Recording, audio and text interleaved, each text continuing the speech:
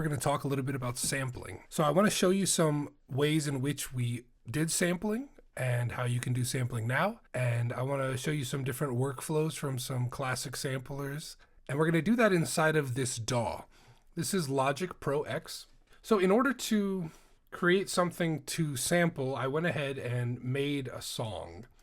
So if you can see here, there's a song that I've created that's got vinyl noises, drum set, piano, and a couple guitars. And I did this in order to create something that we could sample and not have to worry about copyright. But I wanted to get that lo-fi vintage kind of sound. If you were going to sample and you already had a session or a project that had a bunch of breakout pieces like this, you could easily turn on one of those sounds, isolate it, and then sample from that directly.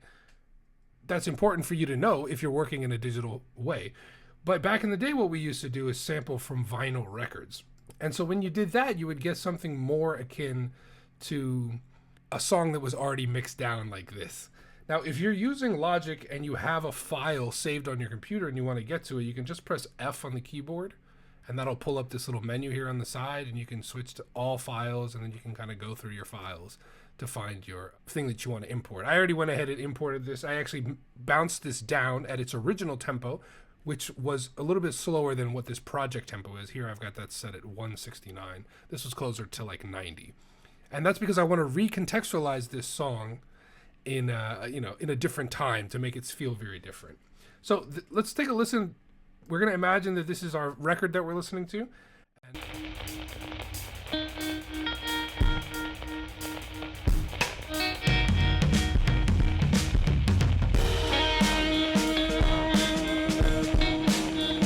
So you can see that there's some cuts in here already. So I already went ahead and isolated some areas that I liked. So let's go ahead and take a little peek at those and see kind of what it was I heard.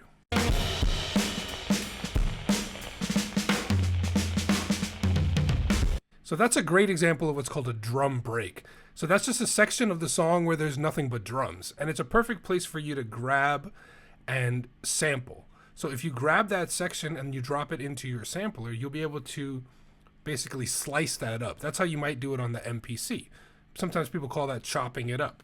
You also hear people do this with soul vocals or interesting piano parts. So you don't have to do it for just drums, but it's a really cool way to grab drum sounds out of an existing recording so that you can take advantage of the cool saturated sound of those drums. And in this case, a little grainy and gnarly as well.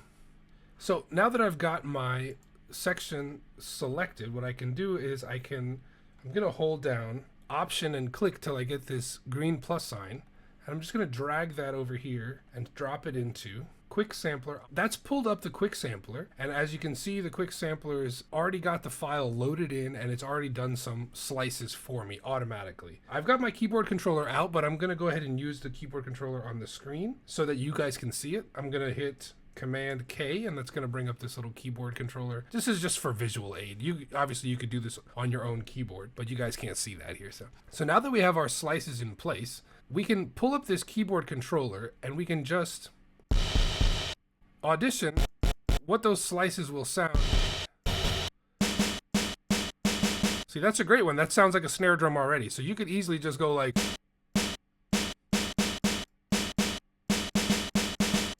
and start creating a groove just out of that one isolated sound. Let's see if we can find a kick drum somewhere.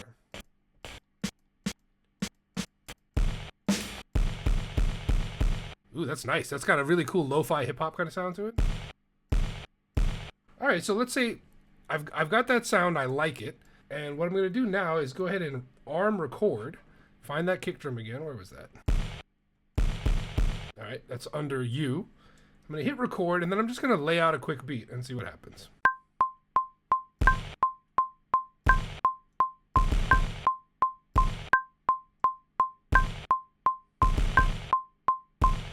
So it's just looping right now. Now I'll go ahead and try and find snare. This is kind of like half snare and half ride. That's pretty clean. Now you can see my keyboard's starting to max out. That's a pretty good snare.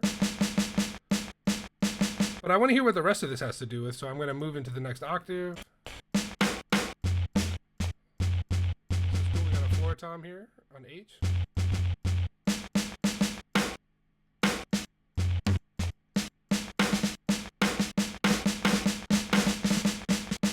So having these multiple snares next to each other would be good for drumming, doing a drum fill.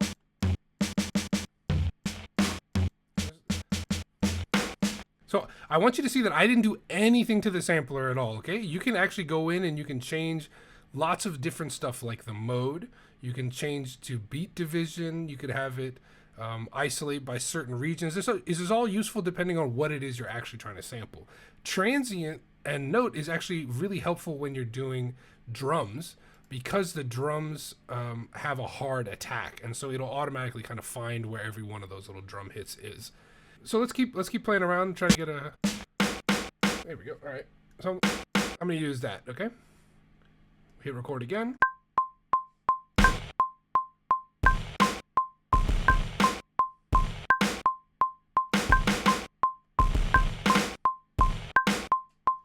Okay. So that was a little sloppy, but what I can do is I can go in here and I can take a look at the actual performance itself to see what's going on, and. As you can see, it captured everything in MIDI data.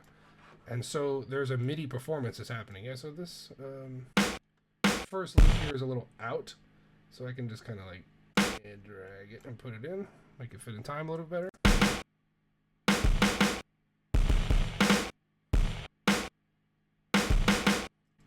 Yeah, I would also say that some of this is all out. So I could take that and kind of line it up. You can move this around. You could, you know, if you want, you can leave this kind of performance stuff in there to make it a little more swing. You could grab everything and quantize it. See, that really locks it in.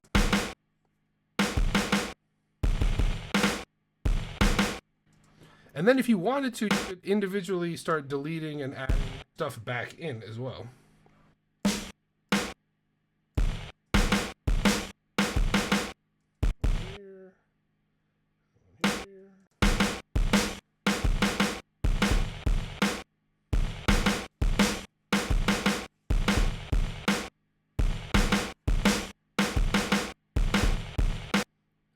This, we can get rid of that.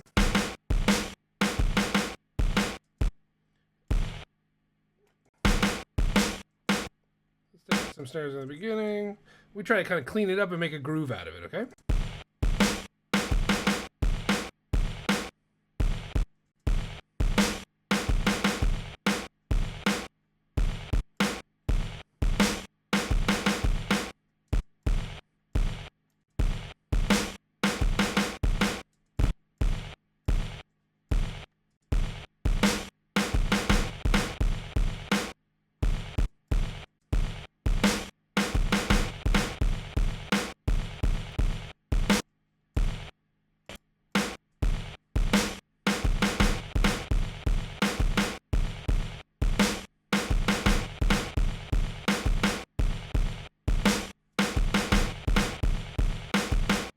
All right, so we've got like a basic little groove, and we did that pretty fast just by grabbing sounds.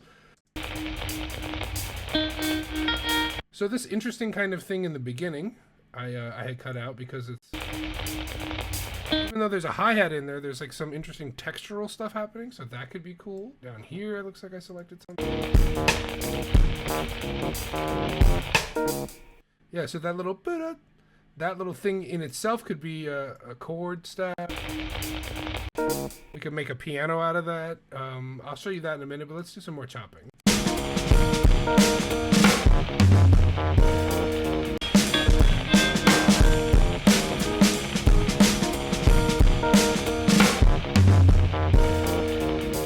Oh, here, right here, there's a really good section of hi-hat.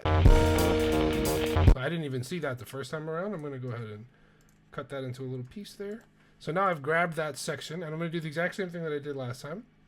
I'm going to do hold Option, then click, and then I'm just going to drag this into the gray area and then scroll up to quick sampling. So just like that, it populates it in. All right, so already it's gone into classic one-shot mode. Classic mode. So I think we prefer slice.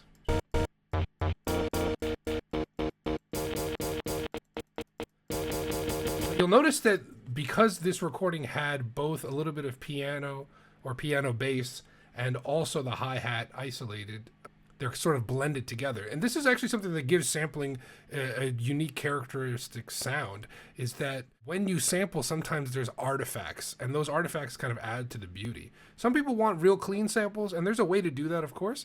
But this is, like I said, we're chopping it up, so we want that kind of like artifact heavy bit crush sort of sound.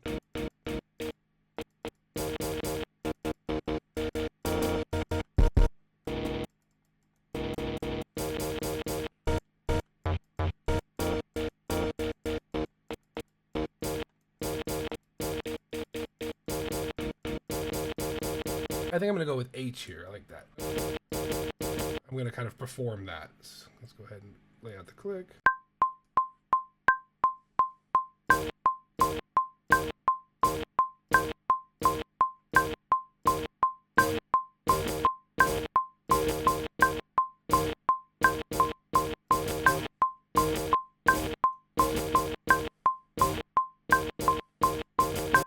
Alright, so there's a couple spots where I kind of went over myself. I could take those and kind of move them around, or I could delete them. This is just about what your workflow is like. If you want your hi-hats to be kind of busy or not busy, that's totally up to you. I kind of want this to be a little bit more even, so I'm just going to manually kind of draw it in there. You could just perform it again. This is really up to you how you want to design and perform and create your music. I just want to show you some basic ideas about cool stuff that you can do.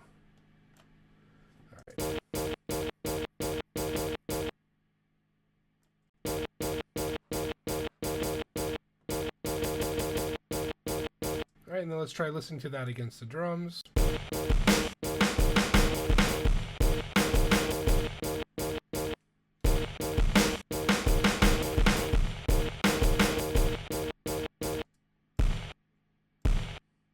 Go ahead and fill this little area out here.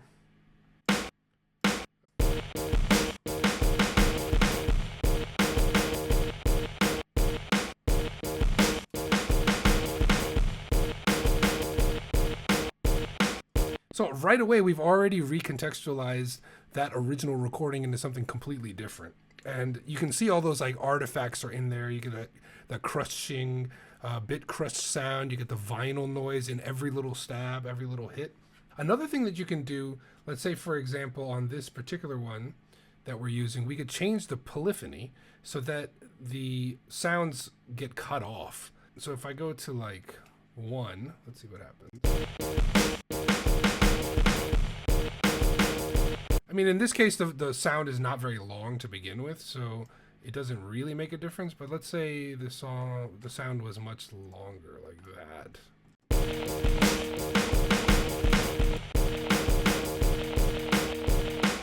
See, what I did there was I actually extended the parameters of the sample itself. So now the sample lasts for a little bit longer.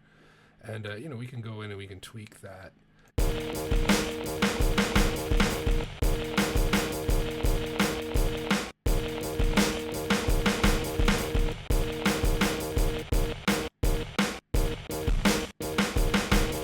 So I think now that I've set my parameter kind of back to the original, I'm going to mess with the pitch a little bit and see what happens.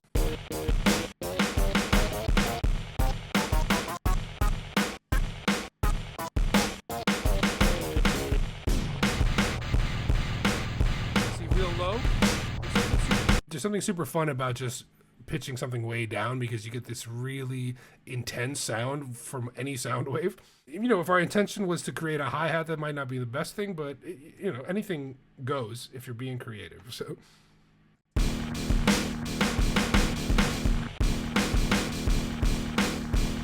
and you see how that granular sound in the background and all of those artifacts, as you start to manipulate them, they start adding color and character to the overall sound. So this is just 2 little sampled bits that we arranged into a new kind of unique arrangement, and it already is kind of sounding pretty good. Because there's a note there inside of that sound, that pitch is going to change. So you're going to hear the note pitch changing.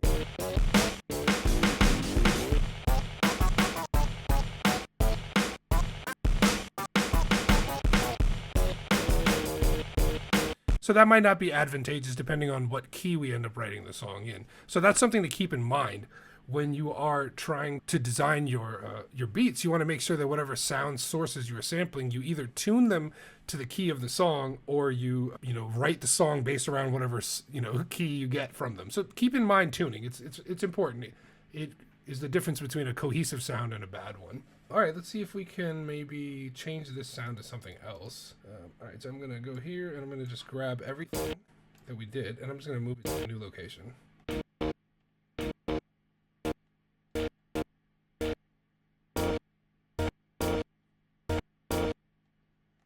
All right, so let's see if we can isolate more of the hat there.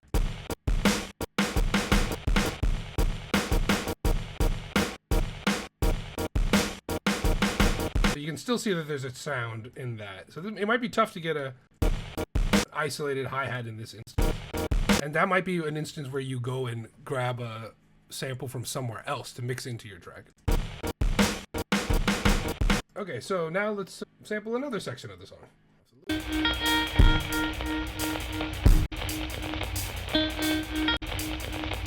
So here in the beginning, I also hear some potential for hi-hat sound. So let's see if we can find a hi-hat sound there.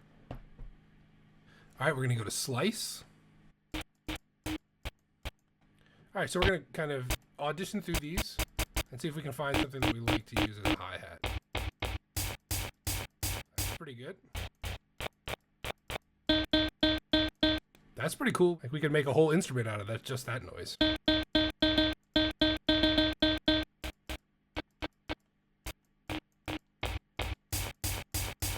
All right, let's throw this one on, see what happens.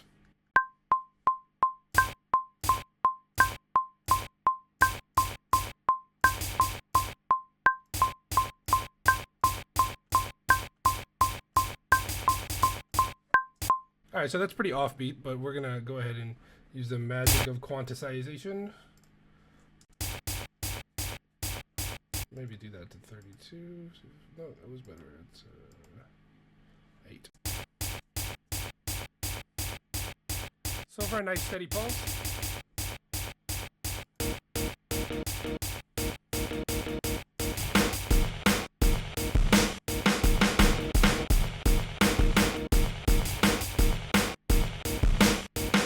Maybe in the case of this one, we want to.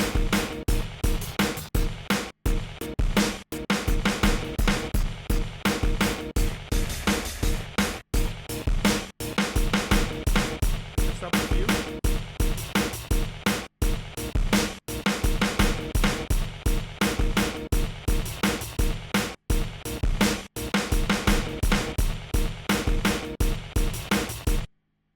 So let's take a look at some other options that you could do. For example, what if we did beat division? So here it's really slicing it to tiny bits. So once you've done beat division, then you kind of want to modify how long that beat is. You could try 1, for example. This would... See, that's kind of nice.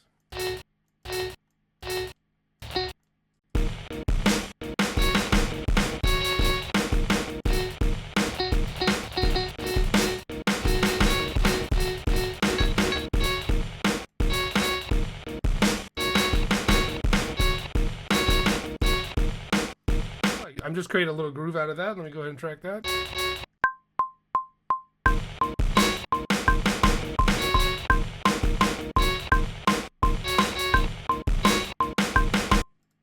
All right, and then we go to lock these in. So right now they're slightly off the beat, which is cool, and that can actually add some character. But for this demo, I want it to just be locked in, so it sounds super clean and easy for you to understand.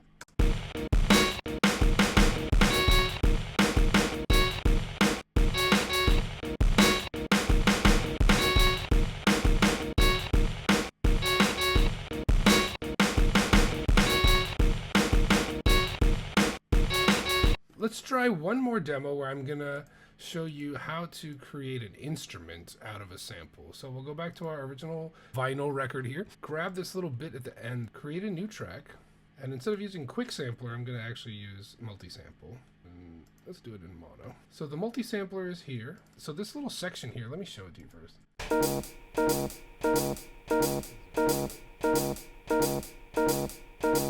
So there's like a bit of a keyboard or Rhodes bass and a little bit of a hi-hat together. So I want to see what we can make out of that in terms of something that's more melodic. All right, so you can see that we've got our sampler instrument pulled up here. I should be able to drag this section directly into the right on top. So then you get some options. So what I'm going to do here is I'm going to, let's try zone per note. All right, now that I've done that, in effect, what I've done is taken that sound, which is here on the bottom, and created an instrument out of it. So now when I play on the keyboard, and as I move up, it'll play back the sample again and again, but in a different pitch. So you can take any sound source in that way and create your own instrument. So I'm going to tighten it up a little bit. So right there, you could easily write a melody with that. I mean, that's not my favorite sound in the world, but you could do it. Here you can use this to fade so that you get some dynamic shifts in your audio, and then you can change how long the sample itself is.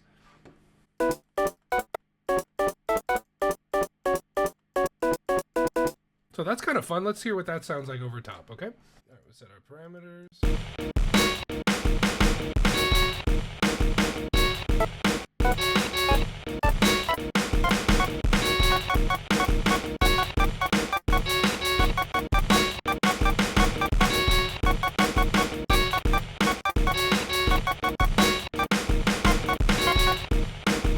So we've got some pretty interesting stuff here. Remember before we had some issues with that individual sound, had melodic elements in it.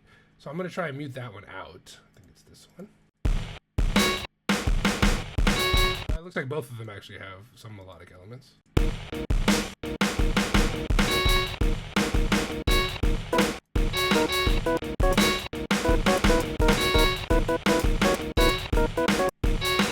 I got a cool little melody there, and we'll go ahead and track it.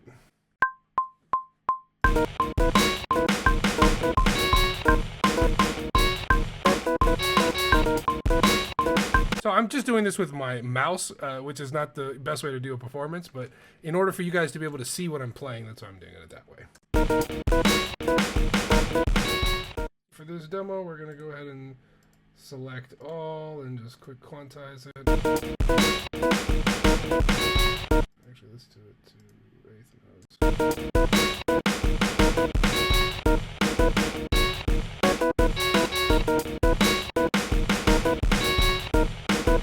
So we got a cool, interesting little weird groove going there. That's fun. And we can also start to mess around with some other elements of this by changing the pitch.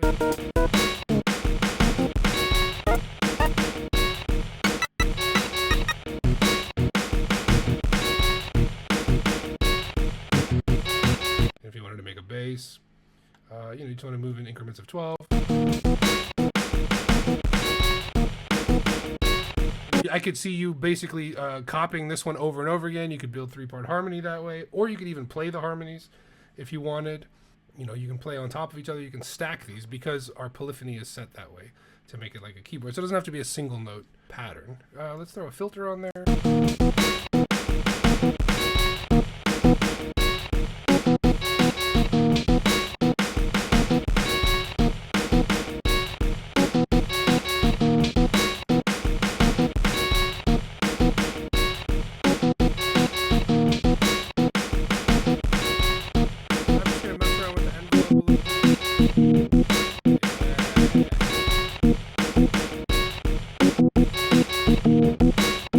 And so just like that, we created a completely different sound from that original sound source, right? So you're sampling, you're modifying the sample, you're altering the sample source, you're adding effects, you're adding filtering, you're adding oscillation and envelopes in order to modify what the sound is. And in that way, you're almost doing like synthesis. You're kind of like synthesizing from the original sample. Let's take a look at zone mapping again and see if there's some interesting things we can do here. We could do reverse. Let's change the parameter here because we have the fade on. So let's take the fade out.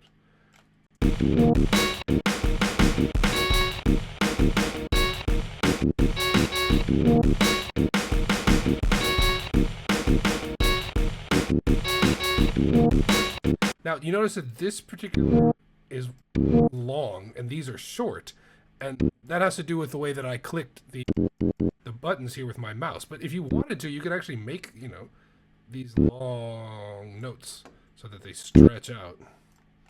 And yeah, see, and then we get a really cool kind of swelling thing going on.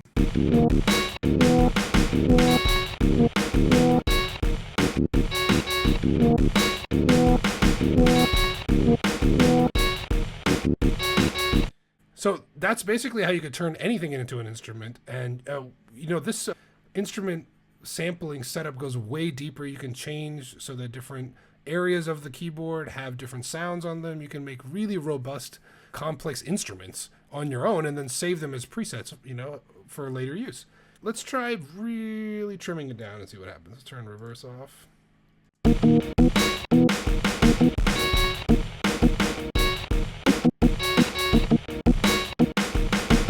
Here I'm going to turn loop on forward.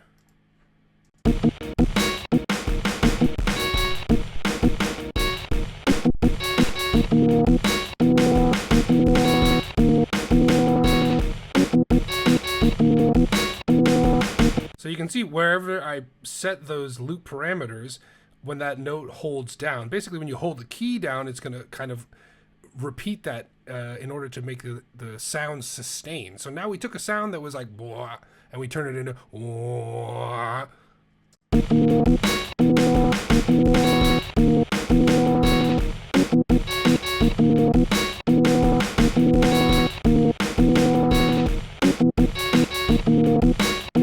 is the kind of thing I would have done on the Korg microsampler back in the day. There are plenty of other ways in which you can kind of grab a sound source and then turn it into an instrument. And you could do this, like, for example, if you wanted to create the sound of an orchestra and you didn't like the sounds that you had, you could go and record an actual orchestra and then add each individual sound sample in different stacks on individual keys. And it can get really, really complicated. Or you can use it the way I'm using it here, which is just take a sample, chop it up really fast, and turn it into something new to recontextualize it.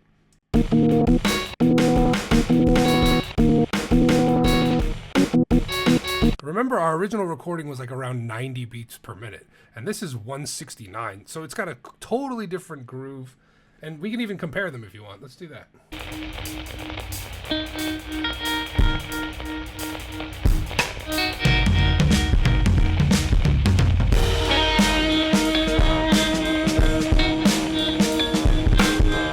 If we take that and then we compare it to what we turned it into, you're going to hear that it's very, very different.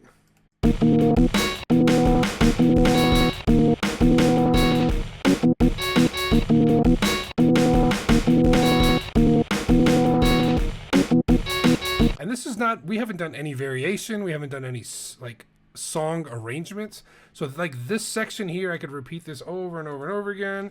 I could alter it, I could bring certain elements in and out, you know.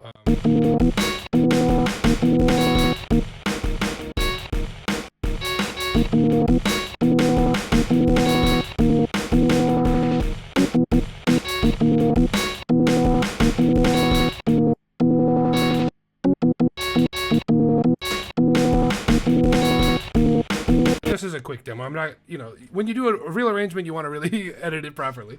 So that's a quick demo that I did for you guys in real time.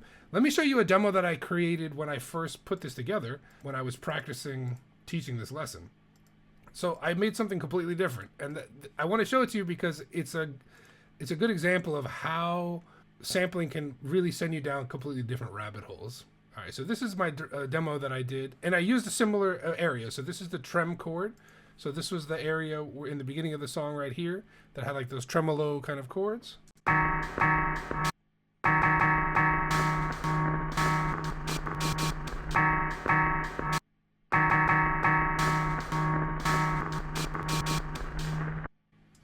And then I also have added some drums.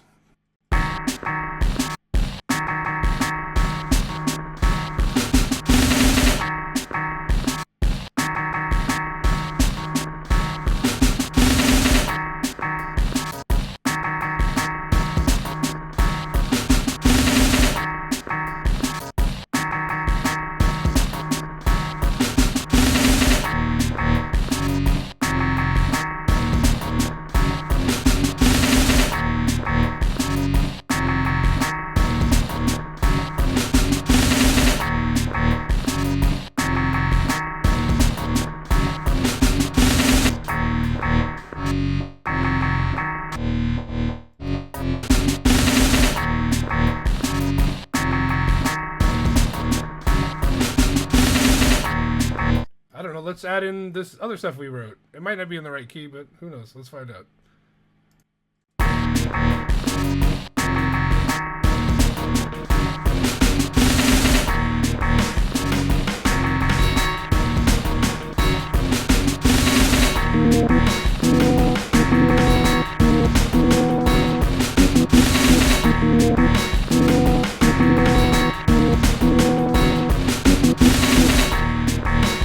So some of those drum parts are actually kind of interesting together, but some of the melodies, I think they clash. So if I was to take all of these little vignettes of sound that I did and then arrange them into a song, I would probably bring certain elements in and certain elements out in order to create a more cohesive kind of, song feel.